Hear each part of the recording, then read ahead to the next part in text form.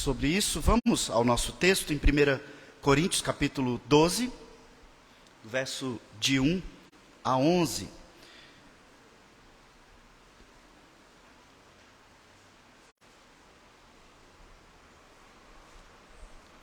Primeira Coríntios 12, de 1 a 11. A palavra do Senhor diz assim: a respeito dos dons espirituais, não quero, irmãos, que sejais ignorantes. Sabeis que outrora, quando éreis gentios, deixáveis conduzir-vos aos ídolos mudos, segundo éreis guiados. Por isso vos faço compreender que ninguém que fala pelo Espírito de Deus afirma anátema Jesus.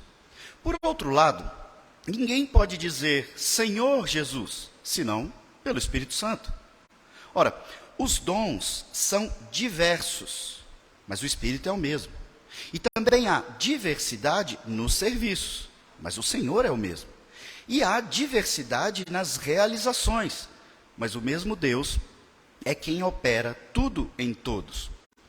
A manifestação do Espírito é concedida a cada um visando um fim proveitoso, porque a um é dada, mediante o Espírito, a palavra de sabedoria, a outro, segundo o mesmo Espírito, a palavra do conhecimento, a outro, no mesmo Espírito, a fé, e a outro, no mesmo Espírito, dons de curar, a outro, operações de milagres, a outro, profecia, a outro, discernimento de espíritos, a um, variedade de línguas, e a outro, capacidade para interpretá-las. Mas um só e o mesmo Espírito realiza todas estas coisas, distribuindo-as como lhe apraz, a cada um individualmente. Até aqui, vamos ao nosso Deus em oração. Santíssimo e eterno Pai, nós estamos aqui diante da Tua palavra. Esse texto, ó Pai, nos instrui sobre os dons e a manifestação destes dons no meio do Teu povo, especialmente no culto ao Senhor. E, ó Pai, nós queremos pedir, carinhosamente e com fé ao Senhor, traga-nos o entendimento daquilo que o Senhor quer nos instruir, para que nós façamos o melhor uso dos dons, entendendo que não é habilidade humana, mas é a ação do Teu Espírito, para que o Teu nome seja glorificado. Ajuda-nos a entender, ó Pai, nós temos imensa dificuldade, incapacidade de entender algumas questões relativas aos dons espirituais. E pedimos então que o Senhor nos dê o entendimento correto, sabedoria, discernimento e a prática correta do uso daquilo que vem de Ti e também volta para Ti na glorificação do Teu nome. É assim que nós te pedimos nessa noite, em nome de Jesus. Amém. Irmãos, só a título de ilustração, pense agora numa árvore bem frondosa. Quem sabe a maior árvore que você já viu pessoalmente. Uma árvore muito grande, frondosa, bonita, com muitas folhas. Agora, não sei se você já tinha parado para pensar sobre isso, por maior que seja a árvore que você imaginou, nenhuma, e afirmo categoricamente, nenhuma folha daquela árvore é igual à outra. São todas distintas. Mas todas vieram do mesmo tronco, estão ligadas à mesma árvore. É uma variedade imensa, e se nós fizermos um estudo, uma análise das folhas, olharmos com um microscópio, nós vamos perceber o quanto elas são variadas, são diferentes. Mas elas estão ligadas à mesma fonte, ao mesmo tronco. Eu falo sobre isso porque o apóstolo Paulo, ele nos conduz sobre o assunto dos dons. Veja que nós estamos já há algum tempo olhando para o culto na igreja. É uma instrução sobre culto. E agora ele entra num assunto, e provavelmente o assunto que hoje em dia é o mais polêmico da carta de Coríntios, está aqui, capítulo 12, nós chegamos nele. os dons e a manifestação desses dons no culto. Muitas igrejas se distinguem umas das outras por causa do entendimento desse texto. Então, Paulo, ele nos leva a ensinar sobre algo que precisamos reconhecer, é complexo, senão não havia tamanha diferença de interpretação entre o meio evangélico. Ele nos leva a entender isso de maneira muito simples. E usando esse mesmo argumento que eu falei da árvore. Ele fala, olha, há uma unidade na diversidade da igreja, ou na variedade da igreja. Falando dos membros e do propósito dos dons. Então, na primeira carta de Coríntios, esse é o trecho mais rico sobre o ensino da operação do Espírito Santo, da ação do Espírito Santo. E veja como é importante entendermos isso. O apóstolo Paulo usa a doutrina da Trindade para explicar a operação do Espírito Santo na igreja. Ele fala de dons que existiam na igreja naquele período, dons extraordinários, e ele fala de dons que até hoje precisam ser manifestos na igreja. E quem fornece ou quem atua, de onde vêm esses dons? Do Espírito Santo. E como que ele fala disso? Ele fala da Trindade. Verso 4, 5 e 6, ele fala, os dons são diversos, mas o Espírito é o mesmo. Verso 5, há também diversidade no serviço, mas o Senhor, e aqui ele está falando de Jesus Cristo, é o mesmo. E há diversidade nas realizações, mas o mesmo Deus. Ele fala das três pessoas da Trindade para nos levar a um único tronco da árvore. É Deus quem opera, é Deus quem age. Os dons não são seus, humanamente falando, não é capacidade sua, não deve se te encher de vaidade. É Deus atuando numa variedade de pessoas ligadas a Ele dentro da igreja. E isso já nos esclarece muita coisa. E algumas convenções, algumas igrejas questionam a doutrina da Trindade porque não encontram a palavra Trindade no texto bíblico, que de fato não tem. Mas aqui nós vemos ele falando da Trindade. Deus Pai, Deus Filho e Deus Espírito Santo, que são o mesmo, e atuam vividamente na igreja. E essa então é a obra do Espírito Santo. Deus Pai cria e decreta todas as coisas, Deus o Filho encarna, vive a vida humana, sendo Deus, morre, ressurge, sobe aos céus, e o Espírito Santo então é derramado na igreja, cada um agindo, e por isso eles são distintos como pessoas, agindo naquilo que lhe cabe como pessoas da Trindade. Essa é a doutrina da Trindade, simples e encontrada aqui. Mas o foco aqui é tratar sobre os dons. Ele usa a doutrina da Trindade para nos mostrar, até mesmo na Trindade, são três pessoas, mas a fonte é a mesma, é uma só, é um só Deus. Então, esse assunto, irmãos, é importante que nós entendamos, porque, como eu disse anteriormente, ele causa uma grande confusão dentro das igrejas. E por que que os dons espirituais causam tanta confusão? Por que que tanta gente pensa diferente, entende diferente? Porque se é a ação do Espírito, é algo espiritual, não tem muitas maneiras de você olhar para alguém e dizer, acho que isso aí, não sei. Será que é? Será que não é? É um tanto espiritual. E nós não temos como afirmar, julgar, simplesmente ignorar de maneira muito fácil. Mas a Bíblia aqui, nesse texto, veja que Deus, cuidando da sua igreja, nos dá elementos para que nós possamos julgar.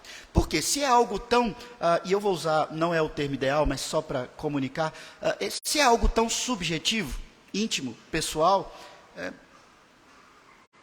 Deus aqui quer evitar que haja essa bagunça.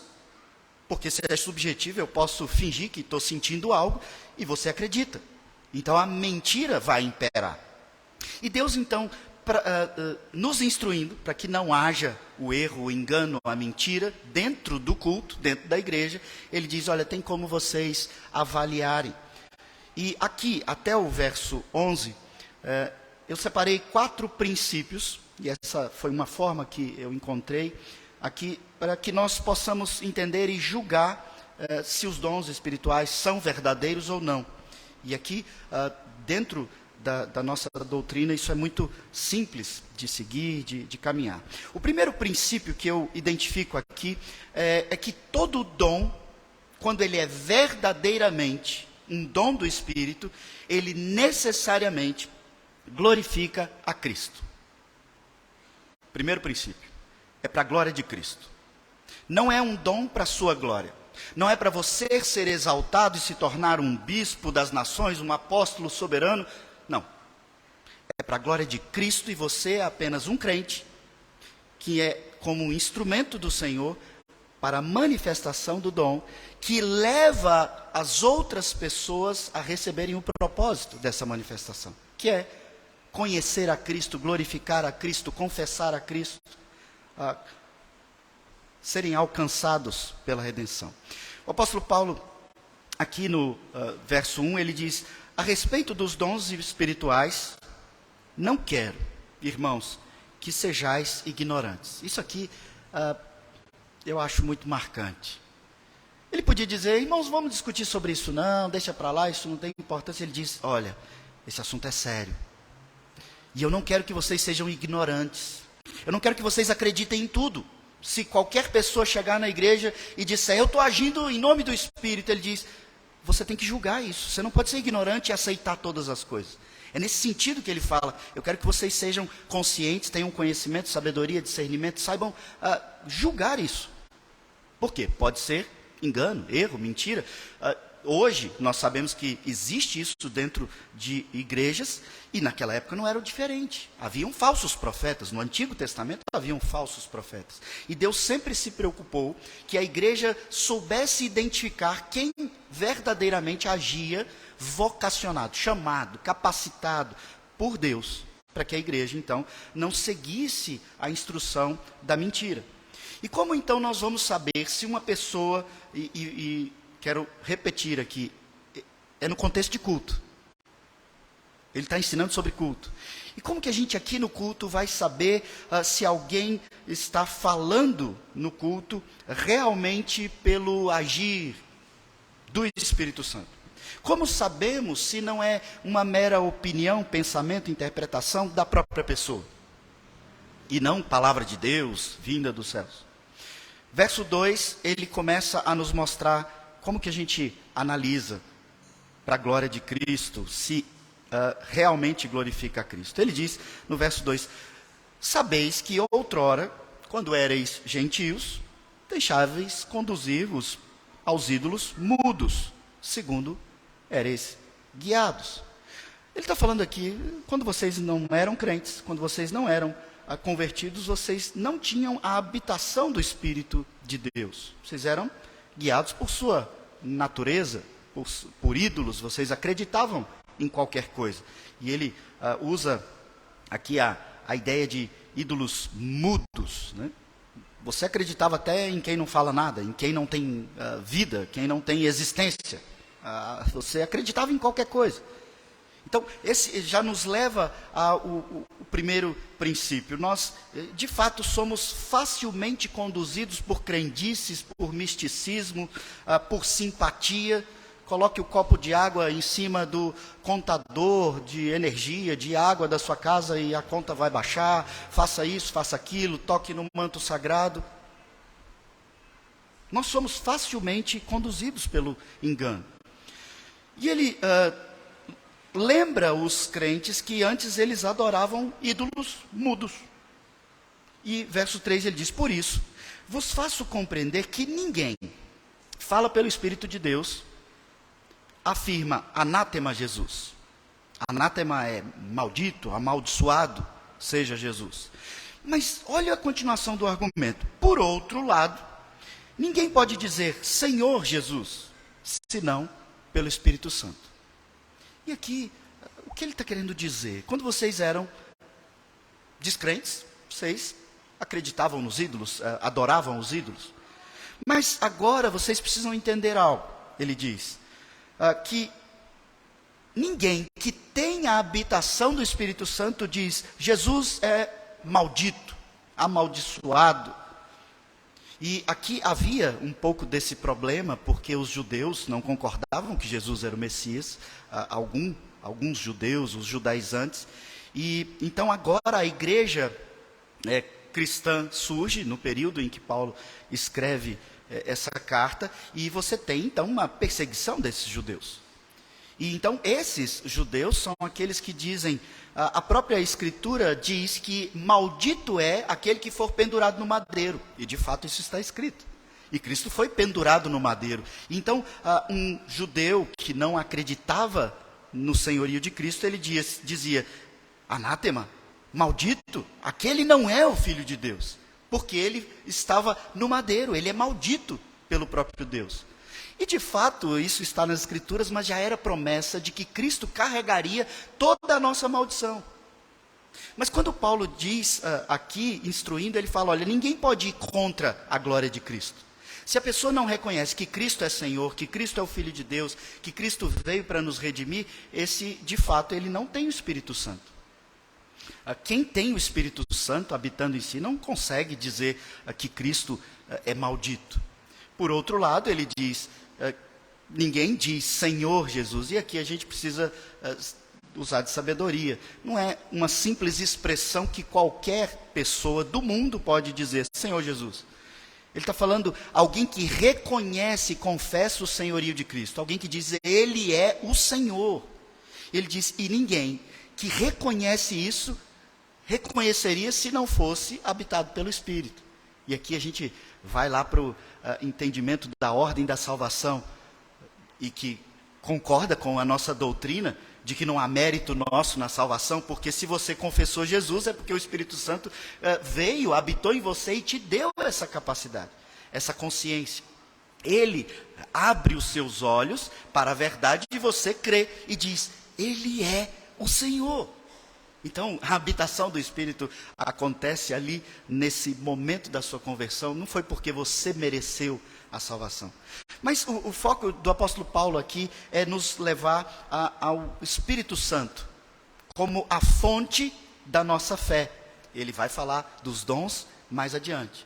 A fonte de qualquer coisa que eu digo como crente é o Espírito Santo. Assim como se eu digo coisas que amaldiçoam o Deus que é puro, que é santo, eu não tenho o Espírito Santo. E ele diz, então, essas coisas nos mostrando: olha, o Espírito é quem faz com que você... E qual que é o foco dele aqui? Jesus Cristo. Se você não tem o Espírito, você não vai reconhecer o senhorio de Cristo em espírito e em verdade. Você pode até expressar Senhor Jesus, mas não com toda a sua fé, com toda a sua certeza. E o contrário também. Se você glorifica a Cristo, é porque você tem o Espírito. E esse é o primeiro princípio. Quando a pessoa manifesta um dom,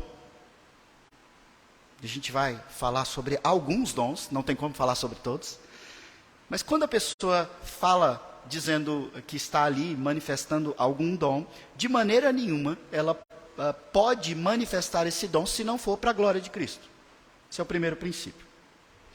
Ou seja, a pessoa está falando como o dom mais estudado e mais confuso. A pessoa está falando em variedade de línguas, como ele diz aqui. Por aí disse dom de línguas. Ela está exaltando a Cristo quando ela está falando em outra língua? Se não, será que é do Espírito? Percebe que ele está nos chamando a julgar, a avaliar, para que nós não sejamos ignorantes, não sejamos enganados por misticismo, como eu disse, por simpatia. Nós precisamos discernir todas as coisas. O foco todo é a presença do Espírito Santo. E esse é o primeiro princípio. O segundo princípio é, existe uma variedade imensa de dons. E por que o apóstolo Paulo nos dá esse segundo princípio? Porque estava surgindo dentro da igreja, especialmente desta igreja, nesta época, uma vaidade em quem possuía alguns dons. Como se um dom fosse melhor, mais importante que o outro. E ele então diz, olha, não vai por esse caminho. Há uma variedade imensa de dons.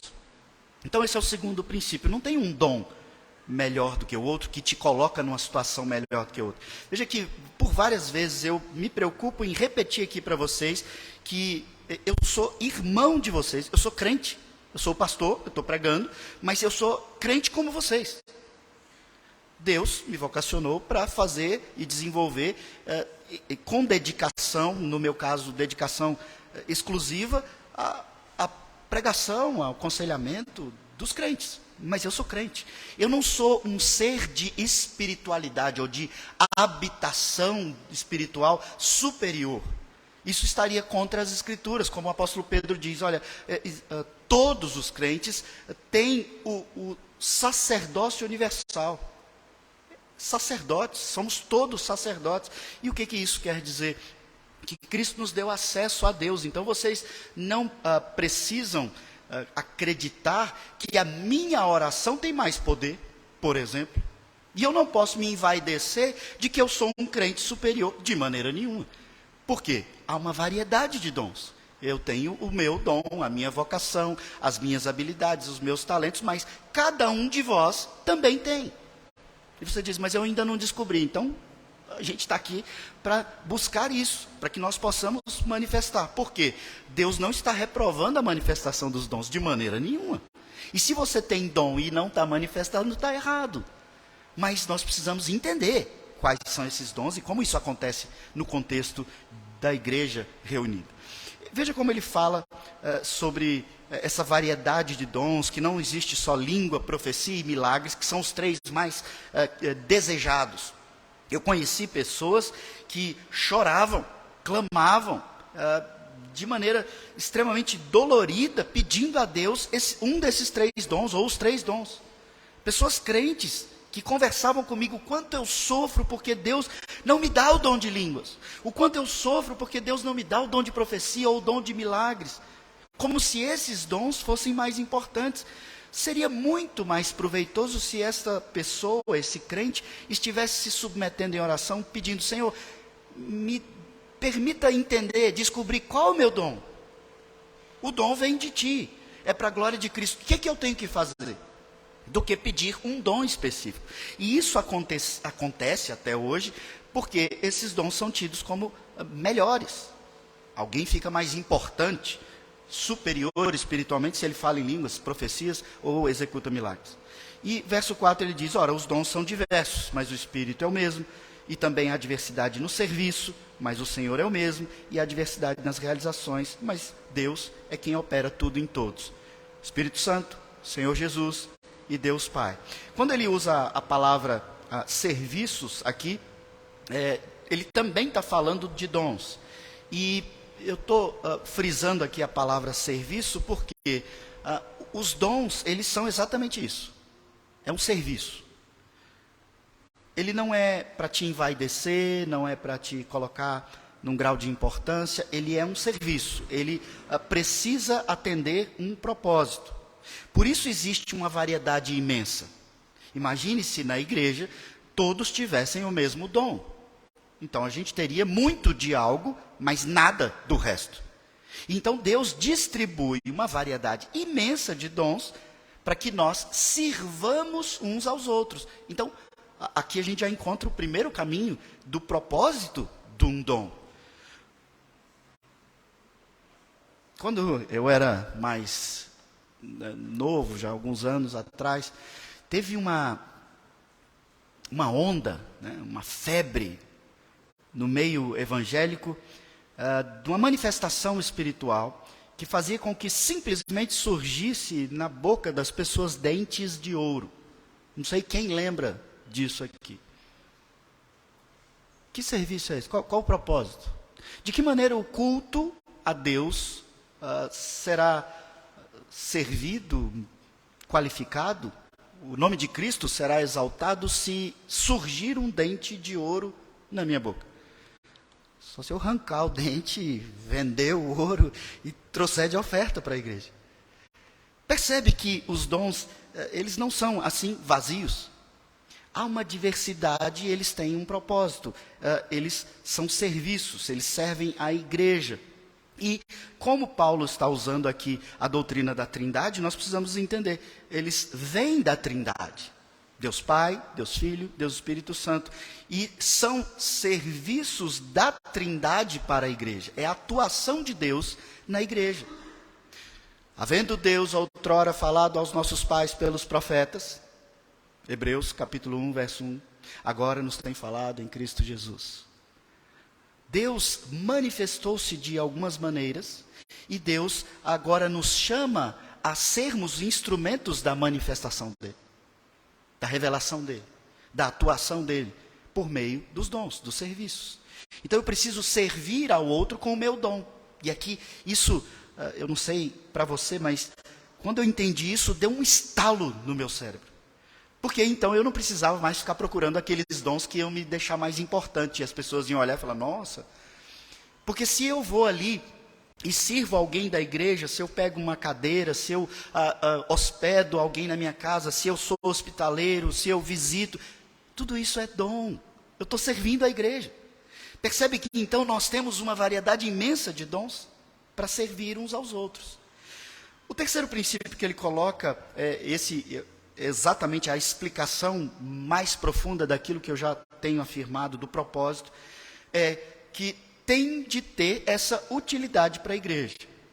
Primeiro princípio, ele glorifica a Cristo. Segundo princípio, existe uma variedade, não tem um melhor do que o outro. Terceiro princípio, ele precisa ser útil. Útil para a igreja. Ele precisa ter um propósito para a igreja. É uma manifestação, um serviço, um dom para algo, e não simplesmente para você ser mais importante no contexto da igreja. Verso 7, ele diz, a manifestação do Espírito é concedida a cada um visando um fim proveitoso. Tem que ter um fim proveitoso. Qual o proveito do meu dente de ouro? Qual o proveito de algumas outras destas manifestações? Outra sorte, estive envolvido com outros crentes de outra denominação, e havia ali uma cobrança para que eu manifestasse algum dom. E eu quero, se é de Deus, eu quero. Mas tinha o dom de cair. Qual o propósito de cair no chão? Tinha o dom de palmas. Não tem problema bater palma, mas qual o propósito? Percebe a confusão por causa da subjetividade? Eu simplesmente quero pular e digo, os meus pulos são uma manifestação do Espírito Santo. Como isso glorifica a Deus? Como isso é útil e tem propósito na glorificação da Trindade no culto? Então a gente já começa a entender que o apóstolo Paulo diz, olha, tem que ter um fim proveitoso. Julguem isso, analisem isso. Esse era um problema grave dentro da igreja a qual ele escreve. E todos os crentes têm dons, por causa da variedade. Qual o proveito? Então, entenda, você tem uma grande utilidade de serviço no contexto da igreja. Então, quando você fica distante, você fica ausente, ou você se afasta de expressar seu dom, de servir a igreja, você não está prejudicando a mim. Você está negando a algo que Deus te deu e diz, esse é o seu chamado. E aqui vamos pensar de novo, outra vez, novamente, sobre a palavra chamado. Quando alguém chama alguém, espera-se que seja respondido. Se Deus te dá uma vocação, se Deus te dá um chamado, você precisa responder a ele. Então a resposta é para ele. E não para o Diogo, não para o conselho, é a Deus. Verso 8, então, ele começa a desenvolver mais e ele diz, porque a um é dado, mediante o Espírito, a palavra de sabedoria. A outro, segundo o mesmo Espírito, palavra de conhecimento. Palavra de sabedoria para quem? Para os outros? Você é sábio? Sim, as Escrituras nos chamam a isso. O Tiago diz, você quer sabedoria? Peça a Deus. Ele não vai te negar isso, ele vai te conceder. E ele diz, sabedoria é um dom. E de fato, nós conhecemos pessoas imaturas e pessoas extremamente sábias, independente da idade, independente da experiência, independente da vivência, independente da fé. Tem pessoas que são mais sábias, são mais sensatas, e essas pessoas têm sempre uma resposta sábia, mesmo que ela não tenha profundo conhecimento teológico, por exemplo. Eu conheci pessoas imensamente sábias, e algumas delas eram analfabetas, nunca tinham lido as Escrituras. Então ele diz, isso vem de onde? Essa manifestação de sabedoria independente do conhecimento vem de onde? E qual o propósito da sabedoria? Sabedoria tem um propósito. E a gente sempre se lembra de Salomão, que escreveu o livro de Provérbios, de Eclesiastes, aquela história impactante, quando ele resolve um problema de duas mães que estão brigando pelo mesmo filho, ele diz, ok, então vamos partir o filho no meio. E a mãe legítima diz, de maneira nenhuma. Sabedoria. A mãe verdadeira prefere o filho vivo, longe dela, do que o filho morto com ela. Salomão, usando da sabedoria que Provérbios 8 diz, é Jesus Cristo.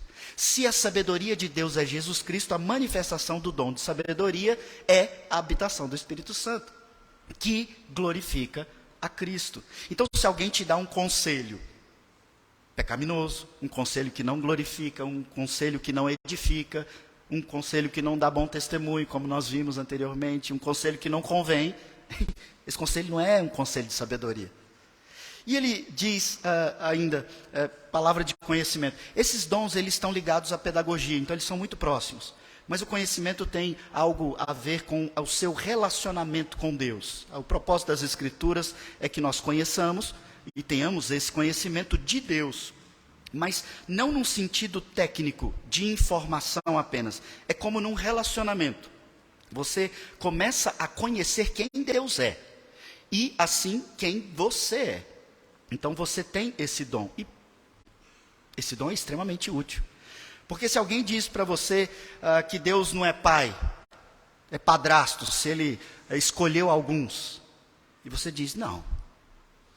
Eu tenho conhecimento de Deus, e Deus é justo, amoroso, e de fato Ele escolheu um povo para si. Você tem dom de conhecimento, e você pode edificar a igreja. Percebe como esses dons têm propósitos, eles têm utilidade. E ele continua, há outro no mesmo espírito, a fé, verso 9, há outro no mesmo espírito, dons de curar, há outra operação de milagres, há outra profecia, há outro discernimento de espíritos, há uma variedade de línguas, e há outra capacidade para interpretá-las. A partir aqui do verso 8, ele está exemplificando o que nós vimos no segundo princípio. Princípio que existe uma variedade imensa de dons. Só que agora ele está exemplificando o segundo ponto. Qual é a diversidade? E aqui nós precisamos entender. O apóstolo Paulo aqui não está fazendo um estudo exaustivo sobre todos os dons. Não são só esses. Aqui, se a gente contar, tem 9. Mas não são só 9 dons que existem na igreja. Se você fizer um estudo, nós temos descrição de pelo menos, aproximadamente 20 dons. Mas também não são só 20 dons. Como eu dei alguns exemplos aqui, até mesmo a habilidade, o dom, a imensa capacidade de receber as pessoas na sua casa, isso é um dom. É um dom do Espírito descrito nas Escrituras. Então o apóstolo Paulo aqui ele não está fazendo um estudo exaustivo dizendo que são só esses. Ele está nos mostrando o princípio, o entendimento. E então, a partir do verso 8, ele está exemplificando essa variedade, e ele fala da palavra de sabedoria e conhecimento, 2 dons, depois ele fala de fé. E aqui, o que seria o dom da fé? Porque todos nós temos fé. Mas aqui, eu procurei estudar, vários estudiosos entendem que pela forma com que ele escreve, ele está falando daquelas pessoas que têm uma manifestação na igreja de uma extraordinária fé. E a gente conhece pessoas assim na nossa caminhada dentro da igreja. Pessoas que passam por provações a vida toda. E você olha e diz assim, por que tem gente que sofre muito mais do que o outro? Por que tem gente que experimenta coisas tão difíceis, provações tão difíceis? E persevera na fé, dom da fé. O autor aos Hebreus, ele escreve para nós uma galeria dos heróis da fé. Esses que têm o dom da fé. Abraão, Abraão que esperou o seu filho, que amava o seu filho, e Deus diz: Abraão, sacrifica o seu filho. E ele diz: sim, Senhor. Dom de extraordinária fé. E o autor aos Hebreus cita Abraão e tantos outros. E ele fala do dom de curar, né? E aqui a gente começa a observar dons extraordinários e dons ordinários. Primeiro, antes de entrar no que é extraordinário e ordinário, entenda, o dom de cura, como é dito, e esse é um dos focos aqui do apóstolo Paulo, era algo que as pessoas começavam a se tornar arrogantes quando elas tinham orado por alguém, colocado a cabeça sobre alguém, ido com os presbíteros e ungido alguém doente, como a gente vê a descrição na carta de Tiago. E essa pessoa então começava a dizer que ela tinha o dom de cura. Agora, é completamente errado você imaginar que a pessoa, o indivíduo tem o dom de cura. Porque se nós formos coerentes com o que a Escritura nos ensina, quem é que cura? Quando Tiago fala, se tem alguém doente, chame os presbíteros, ore. Aí o que ele diz? E a oração da fé salvará o enfermo. A ação, a atuação, a cura vem de Deus. Então porque eu orei por alguém e alguém foi curado, não quer dizer que eu sou o autor, sou o dono, sou o proprietário do dom de cura. Mas, de fato, o dom de cura foi um dom muito visto nas Escrituras. Para vocês terem ideia, em Atos capítulo 5, verso 15, alguns devem lembrar, a sombra do apóstolo Pedro curava. Ele não precisava orar, ele não precisava tocar. Irmãos, isso é uma manifestação extraordinária do apóstolo, convocado por Cristo, nomeado por Cristo, instituído e enviado por Cristo para a expansão do Evangelho, que agora precisa atingir toda a tribo, povo e raça. Então, por que existem esses dons, e existiram esses dons de maneira tão extraordinária e hoje é tão confuso? E eu digo para vocês, no seminário nós tivemos que estudar muito sobre isso, e eu me dediquei a ver no YouTube, na televisão, vários programas desses que têm cura. E fui nas igrejas que anunciam, quarta-feira, grande culto de cura, Diogo estava lá. E eu fui avaliar e fui pesquisar e li alguns autores e eu não encontrei o que se propaga. Na verdade, muitos querem o seu dinheiro e então te prometem uma cura e você acredita. Algumas vezes isso tem um efeito placebo. Você acredita de forma tão intensa que você realmente melhora. Você sentia dor, agora você não está sentindo mais. Eu fui vítima disso. Você tem o dom de cura de maneira extraordinária e talvez hoje nós não tenhamos tanta manifestação desse dom. E partindo do princípio que Deus pode curar. Então veja, se eu visito você enfermo, eu posso orar por você e eu devo orar por você. Eu devo visitar, porque isso são manifestações dos dons que Deus me deu. Eu preciso ir lá, eu preciso te visitar, eu preciso orar, eu preciso ler uma porção das Escrituras, refletir com você sobre uma porção das Escrituras, e eu posso pedir ao Senhor em oração: Senhor, se for da tua vontade, cure essa pessoa.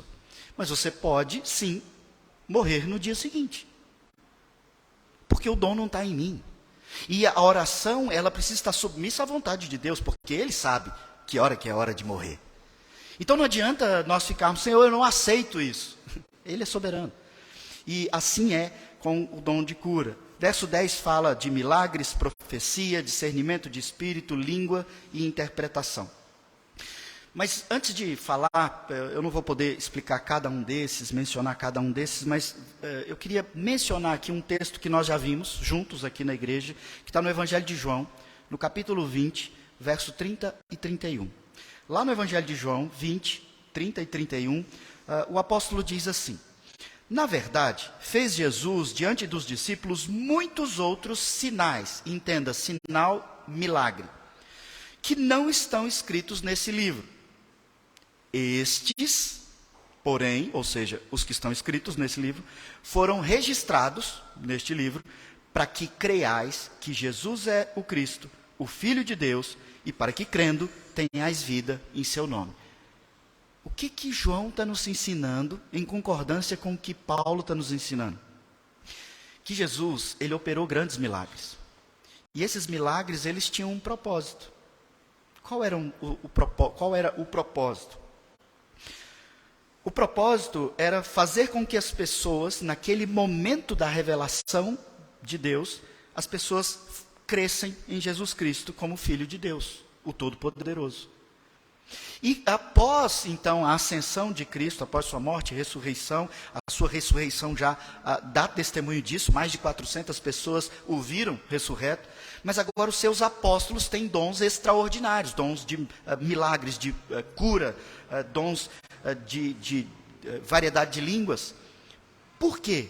João nos explicou, para que as pessoas creiam que o Senhor daquele apóstolo, o Senhor que aquele apóstolo representa, anuncia e diz, eu sou o apóstolo de Cristo, essas pessoas creiam, de fato, Cristo é o Filho de Deus. Porque se Pedro pode curar alguém com sua sombra, não é poder de Pedro, porque eu vi Pedro crescer na vila do lado, eu conheci o avô de Pedro, eu conheci o pai de Pedro, Pedro não é ninguém especial, Cristo está nele.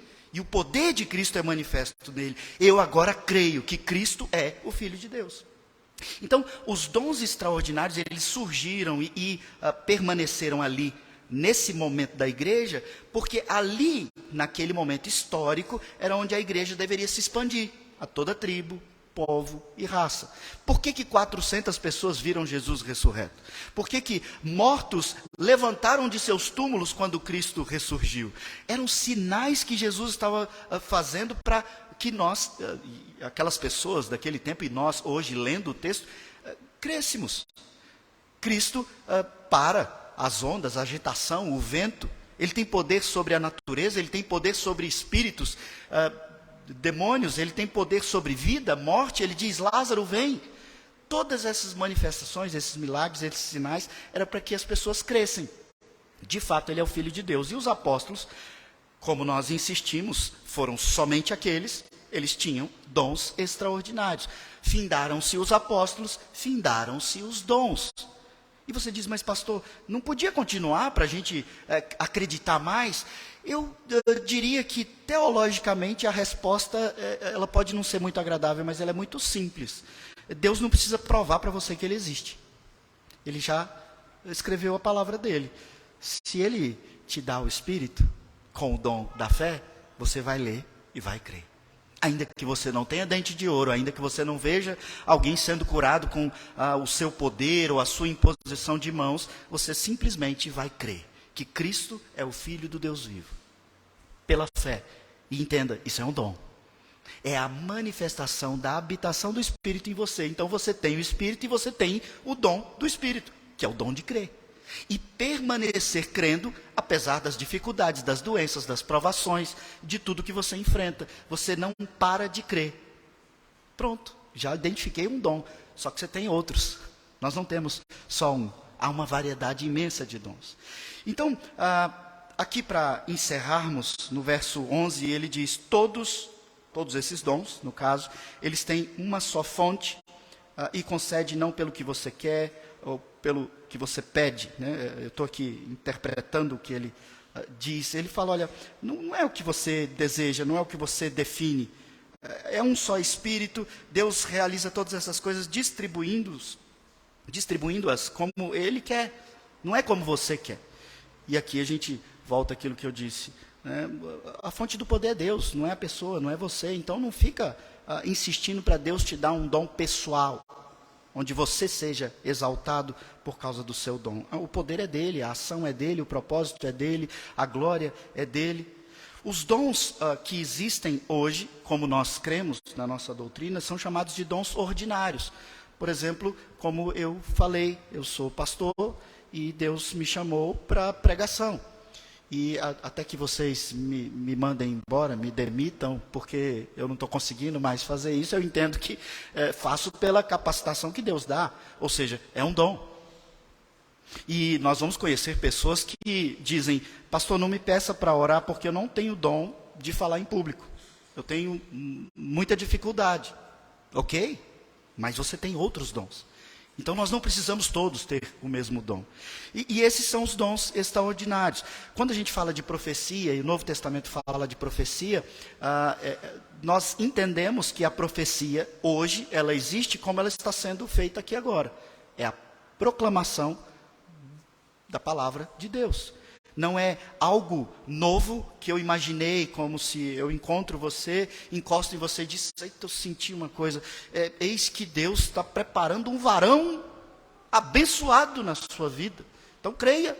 Está vendo? Você até falar de um jeitinho mais animadinho, que convence, que engana. Mas Deus nos dá princípios para que nós olhemos e falemos, como assim? Você é um adivinho do futuro? Quem é a pessoa? Onde que ele mora? Qual o nome? Mas Deus não proíbe a adivinhação? Não é Ele o Senhor do passado, do presente, do futuro? Então, profecia, no nosso entendimento de dom ordinário, é a proclamação da palavra revelada. Eu não falo a mais e nem falo a menos. Não negligencio algo revelado. Isso é profecia.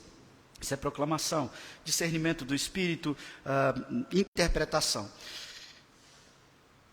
Ele diz que a fonte do poder é de Deus. E aí, para que nós não voltemos para casa sem falar sobre o mais problemático deles. Línguas. O que é o dom de línguas? Eu vou tentar ser sucinto. O texto nos deixa bem claro que existe uma variedade de línguas. Se você entende que existe espanhol, inglês, russo, alemão, você já entendeu que existe uma variedade de línguas. Se no período em que a igreja precisa atingir todas as tribos, povos e raças, o evangelho precisa ser exposto, Deus, extraordinariamente, naquele momento histórico, concedeu às pessoas de imediatamente, num determinado momento, terem a habilidade de falar um outro idioma. E você diz, mas como assim? Então não é repetir uma série de junção de sílabas e de letras desconexas? Não. Mas o apóstolo Paulo não fala da língua dos anjos. Ele disse, ainda que eu falasse a língua dos anjos. Ele não disse, a língua dos anjos é um dom que precisa ser exercido. Ele está usando ali um exagero, dizendo, ainda que eu falasse a língua dos anjos. Eu não falo, porque eu não sei como que falam os anjos. É isso que ele está falando. Então não existe essa coisa de língua de anjo para nós. Porque isso não teria propósito, isso não glorificaria a Cristo, não cumpriria os pré-requisitos. E seria então uma manifestação do seu poder, e não do poder de Deus. Porque se a fonte do poder é Deus, como no verso 11, então a variedade de línguas é para que Deus seja conhecido em outro idioma. Hoje existe o dom da variedade de línguas? Irmãos, nós, pelo menos teologicamente, somos cessacionistas. Nós entendemos que não tem necessidade. Mas se Deus, por sua sabedoria e entendimento, quiser uma tribo de um povo nunca alcançado, dar a habilidade a um homem como o pastor Ronaldo Lidório, de se comunicar e de evangelizar e de instruir aquelas pessoas ali na língua delas, inclusive traduzir o texto bíblico na língua delas, eu entendo que essa é uma manifestação do dom de línguas, de variedade de línguas, de maneira ordinária. Ele não instantaneamente começou a falar um idioma, mas ele recebe uma capacitação especial por Deus para executar isso, para fazer isso. Então, nesse sentido, sim, como eu falei da profecia. Mas o texto fala da interpretação. Por quê? Se você está numa igreja e todos aqui são brasileiros e eu começo a falar aqui em mandarim, ainda que eu esteja pregando o texto bíblico, é necessário que alguém interprete, porque senão não tem propósito, você não fala em mandarim. Então, como que o evangelho seria entendido por você? Então, é necessário que haja o dom de interpretação da variedade de línguas, para que o evangelho alcance toda tribo, povo e raça. Acho que aqui a gente pode encerrar. Glorifica a Cristo.